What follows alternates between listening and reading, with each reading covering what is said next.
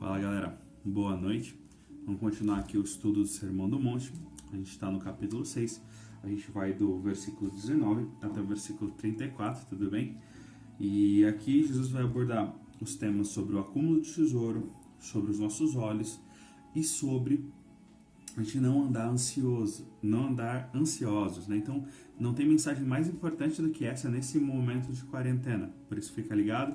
Vamos agora estar iniciando a leitura e vamos tratar de cada tema. Acerca dos tesouros do céu. Jesus diz o seguinte a partir do versículo 19. Não acumulei para vós outros tesouros sobre a terra, onde a traça e a ferrugem corroem, e onde os ladrões escavam e roubam. Mas ajuntai para vós outros tesouros no céu, onde a traça nem ferrugem corrói, e onde os ladrões não escavam nem roubam. Porque aonde está o teu tesouro, ali estará também o vosso coração. Algo interessante desse paralelo é o tesouro do céu contra o tesouro na terra. E aqui Jesus ele é muito enfático dizendo que a gente não deve acumular riquezas. E é algo muito interessante, porque o problema não é a riqueza em si, mas é onde está o meu coração. Todo mundo lembra da passagem do jovem rico, que não aceita dar aquilo que ele tem aos pobres. Porém, existem várias passagens na Bíblia dizendo que pessoas de posse se converteram a Jesus, aceitaram seus ensinamentos e nem por isso distribuíram as suas rendas. Por quê? O que é importante para Deus? É que o nosso coração não esteja na riqueza. Eu posso ser uma pessoa que tem uma boa condição de vida, mas o principal é que eu não posso depender nem confiar no dinheiro, né? Eu tenho que depender apenas de Deus. E o que é interessante que a gente estava falando até agora sobre a justiça, sobre as obras que nós praticamos para o reino de Deus. E são essas obras que são os tesouros que nós devemos acumular nos céus. Então até agora a gente não falou sobre boas ações, sobre oração, sobre jejum. É exatamente sobre a gente acumular tesouro no céu, para que esse tesouro não tenha como ser tirado. Uma pessoa que é rica, ela pode perder dinheiro, ela pode se tornar pobre. Mas alguém que é rico para com Deus, ela nunca vai ser pobre. Porque aquela riqueza está guardada com o Senhor e o Senhor o recompensará no fim dos tempos. Amém?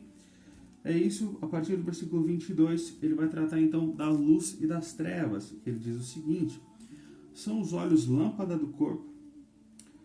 Se os seus olhos forem bons, todo o teu corpo será luminoso. Se, porém, os teus olhos forem maus, todo o teu corpo estará em trevas. Portanto, caso a luz que em ti há sejam trevas, que grande trevas serão. Aqui é algo muito interessante, que Jesus fala que o que guia o seu corpo, ou seja, que as coisas boas estão para aqueles que é bom, né? Paulo também vai falar isso, que tudo é santo ao que é santo, né? Isso demonstra também a nossa conotação para aquilo que nós vemos nos outros. Muitas vezes a gente não compreende. Uma pessoa maldosa, ela vai ver maldade. Uma pessoa não tem aquele velho ditado que o que sente mais ciúme normalmente é o que trai em um relacionamento. É exatamente sobre isso. Se eu tenho maldade dentro de mim, se os meus olhos forem maus, tudo que eu vejo ao meu redor é mal. Então até isso, você pode ver que aqui ele está tratando muito da questão da riqueza, dos bens. Depende de como que é os meus olhos para com os bens. Se os meus olhos forem maus, forem gananciosos, maliciosos e forem avarentos, é isso que eu vou trazer, é com isso que eu vou conviver com o dinheiro. É assim que eu vou conviver com o dinheiro, é assim que eu vou conviver com essas questões. Agora, se os meus olhos forem luz, se eu entendo que existe um propósito para todas as coisas, se eu vejo bondade nas coisas e eu consigo transbordar essa bondade que Deus coloca em mim, essa luz que Deus coloca em mim, ou seja, eu consigo ter toda essa luz de volta. E é isso que Jesus diz quando são os olhos a lâmpada do corpo. É isso que Jesus diz aqui. Ou seja, é ela que guia o corpo e é ela que guia as nossas escolhas. Entendeu? E aí Jesus completa ali no versículo 24, dizendo: ninguém pode servir a dois senhores, porque há de aborrecer-se de um e amar ao outro, ou se devotará a um e desprezará ao outro. Não pode servir a Deus e a riquezas. Isso aqui na minha versão. Existem versões que já traz um nome ali, que está escrito Mamon, que é uma referência ao Deus das riquezas, ao dinheiro, como se fosse um ídolo. E realmente a gente sabe que tem pessoas que idolatram o dinheiro, idolatram a luxuosidade, né? Não é a luxúria em si, né? Mas a luxuosidade, o conforto. Eles querem cada vez ter mais, eles não sabem dividir, e eles são reféns do próprio dinheiro. Amém? Então é isso que Jesus está falando, que a gente nunca vai conseguir servir ao dinheiro e aos nossos próprios interesses, e servir a Deus ao mesmo tempo. A gente deve fazer uma escolha. E claro que a escolha certa é escolher servir a Deus. Amém? E agora, o trecho que eu considero melhor para esses dias é a partir do versículo 25, que ele diz o seguinte: por isso vos digo, não andeis ansiosos pela vossa vida, quanto que há de haver de comer ou beber, nem pelo que o vosso corpo, quanto que haveis de vestir.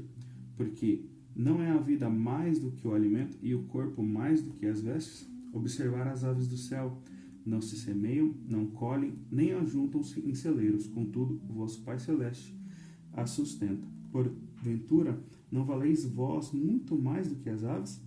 Qual de vós, por ansiosos que esteja, pode acrescentar um côvado ao curso da sua vida? E por que andais ansiosos quanto ao vestuário? Considerai como crescem os lírios do campo. Eles não trabalham nem fiam. Eu, contudo, vos afirmo que nem Salomão, em toda a sua glória, se vestiu como eles. Ora, se Deus veste assim a erva do campo, que hoje existe e amanhã lançada ao forno, quanto mais a vós outros, homens de pequena fé? Algo muito interessante. Deus está falando o quê? Não andeis ansiosos, ou seja, eu não devo andar preocupado com o dia de amanhã. Tem muita gente nessa quarentena pensando no trabalho, pensando no sustento, e é óbvio, eu como pai de família, como um homem, um provedor para casa, eu também entendo essas dificuldades, mas uma confiança que a gente deve ter é em Deus, é que Deus é o nosso provedor. E o entendimento de que a gente trabalha para Deus, a gente vive para Deus, e Jesus Cristo é o nosso Senhor, é o nosso chefe, a gente vai entender que Deus é quem traz o nosso sustento. Então, pode ser que hoje você tenha um carro do ano e amanhã você não vai ter. Pode ser que hoje você more numa casa grande e bonita, amanhã você vai morar numa casa um pouco mais simples. Mas Deus vai te sustentar em todos os momentos. As pessoas precisam aprender a confiar em Deus, porque Deus traz sustento. E aqui é uma relação que Jesus faz sobre, olha as aves do céu. As aves do céu, elas não semeiam, elas não plantam, elas não colhem, elas não acumulam em celeiros, ou seja, elas não guardam para amanhã, mas todos os dias Deus dá alimento para que elas vão e caçem. Algo muito interessante que as pessoas às vezes veem essa passagem e acreditam que elas precisam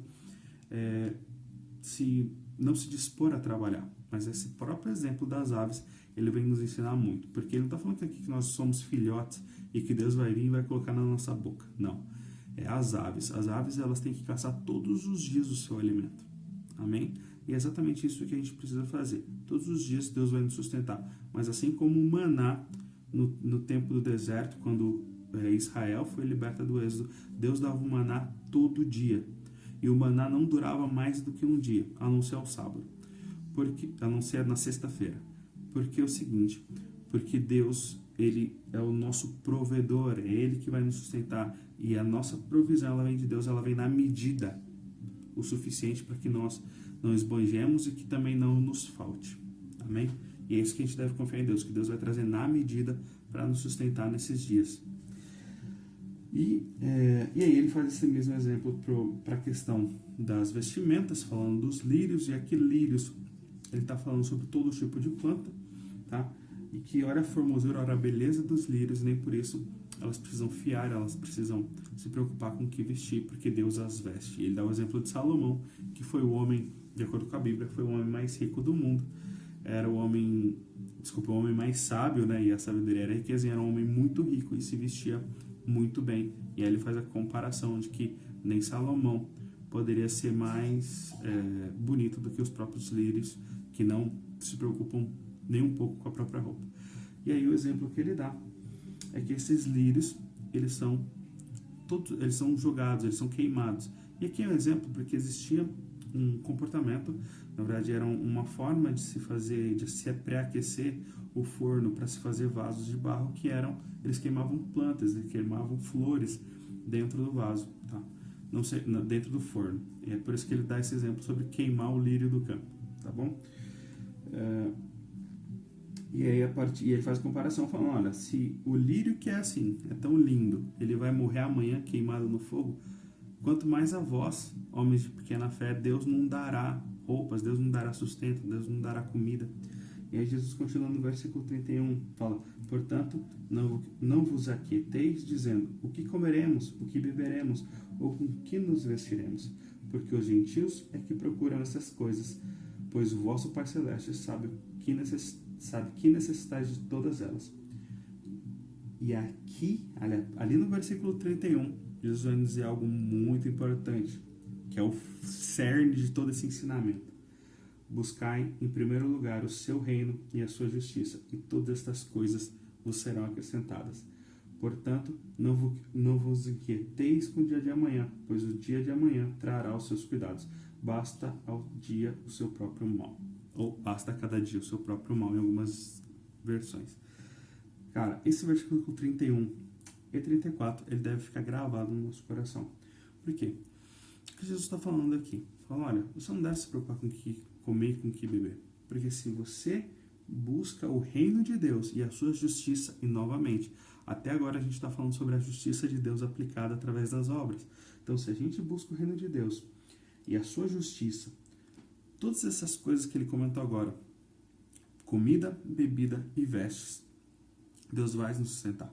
Não é uma promessa de luxo, não é uma promessa de riqueza, não é uma promessa de conforto, mas é uma promessa de sustento. Deus irá nos sustentar. Se a gente buscar o reino de Deus e buscar aplicar a sua justiça, Deus irá trazer o nosso sustento para esses dias. Amém? E aí ele finaliza com chave de ouro, dizendo, portanto, não vos inquieteis com o dia de amanhã. Ou seja, não andei ansiosos, não vos inquieteis, não ficar preocupado com o dia de amanhã. Pois amanhã trará os seus cuidados. Basta ao dia o seu próprio mal.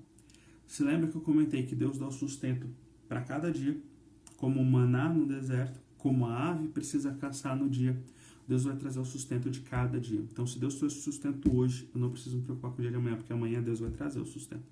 Como eu falei, para um pai de família que precisa sustentar a sua casa, eu entendo todas as nossas preocupações referente ao lar, mas a minha confiança em Deus, ela tem que ser maior do que tudo isso. E eu sei que se hoje eu não tenho uma visão do sustento de Deus, é porque, mesmo assim, Deus vai trazer o sustento. Cada dia Deus vai trazer o seu sustento. Então, basta que cada dia a gente se preocupe com aquele dia, com o mal daquele dia, com a necessidade daquele dia. A gente não precisa se preocupar com a necessidade do dia seguinte, com os males do dia seguinte. Basta cada dia o seu mal. Amém? Fique com Deus, Deus os abençoe. Amanhã a gente começa o capítulo 7 e ali a gente vai finalizar o Sermão do Monte. Fiquem com Deus, até a próxima.